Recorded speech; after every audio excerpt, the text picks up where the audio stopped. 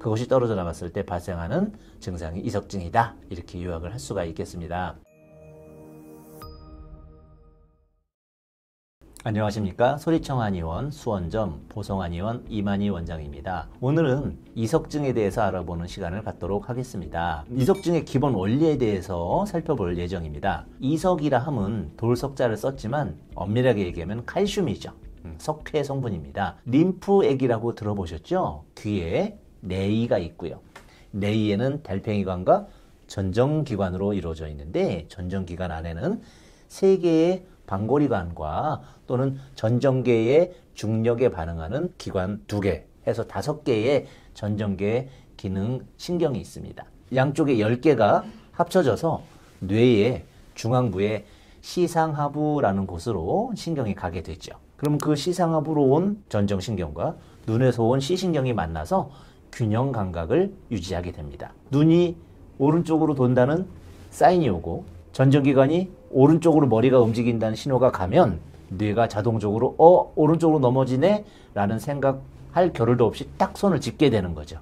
이런 반사신경의 중추가 전정신경입니다. 전정신경 중에 3개의 방골이관은 측면, 전면, 후면 운동을 3군데에서 파악해가지고 전달해주기 때문에 세반골이관이라고도 표현하고요. 그 밑에 2개의 전정기관에서 전진가속도와 중력가속도의 신호를 감지해서 뇌에 전달해주게 되는데 그 중에서 특히 중력가속도에 반응하는 물집 같은 전정신경이 있습니다. 얘네들이 그 안에 있는 림프액이 중력에 의해서 우리가 엘리베이터를 타고 올라간다? 그럼 납작해지겠죠?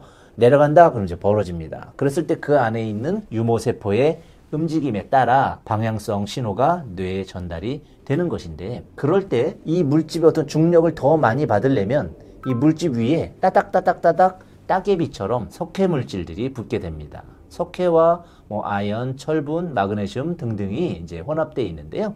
대부분 이제 칼슘 성분이지요. 이것들이 늘러붙어서 움직이는 과정 중에 이제 침착이 되는 것인데 뭔가의 원인에 의해서 떨어집니다. 떨어진 그 칼슘들은요, 실제로는 한 3, 4일 정도 떠들다 보면 녹아버립니다. 우리가 이제 그 옛날 샘물이라고 하죠. 이렇게 석회동굴 같은 데 있는 그런 물에 섞여 있는 석회에 그것이 고였다가 물이 지나가면 쓸려서 녹는 것과 같은 원리입니다.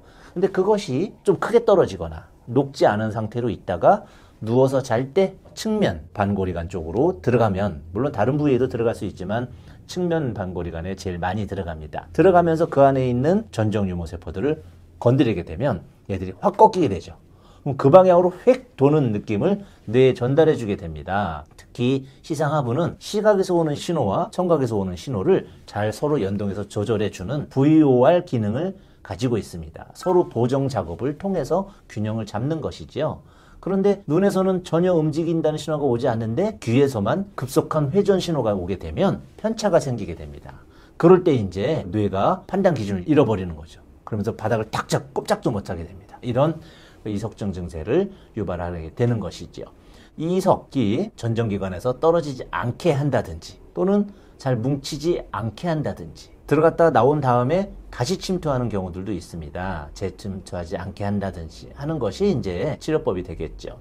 일반적으로 이제 에필리오법이라든지 어떤 재활을 통해서 들어간 돌을 빼내주는 치료를 응급기 첫날 받으시게 되고요. 잘 빠지게 되면 즉시 사라지게 됩니다. 그러나 후유증이 남거나 또는 잘 안 빠진 경우에는 이제 한방적인 치료를 통해서 극복할 수가 있겠고요. 그러면서 이제 약침이라든지 하는 방법을 쓰게 되면 그 약침에 의한 한약재의 원리에 의해서 이석이 잘 안 떨어지고 잘 붙어 있게 이렇게 할 수가 있습니다. 그 이석이 존재하고 있는 그 액체는 림프액입니다. 림프액은 임파성 백혈구가 있는 액체를 얘기를 하지요. 임파성 백혈구의 먹이로 여러 가지 미네랄들이 사용되게 되는데 그 미네랄들이 섞여 있는 액체가 림프액이고 그 미네랄 성분 중에서 특히 칼슘 성분이 잘 뭉쳐서 전정신경에 눌러붙는 그런 것으로 인해서 평형기관이 기능을 수행하고 그것이 떨어져 나갔을 때 발생하는 증상이 이석증이다. 이렇게 요약을 할 수가 있겠습니다. 이석의 원리에서 오늘은 다뤄봤고요. 그것으로 인한 여러 가지 장애와 그것을 극복하는 방법, 한방적인 치료법에 대해서는 다음 시간에 다시 대화를 나눠보도록 하겠습니다.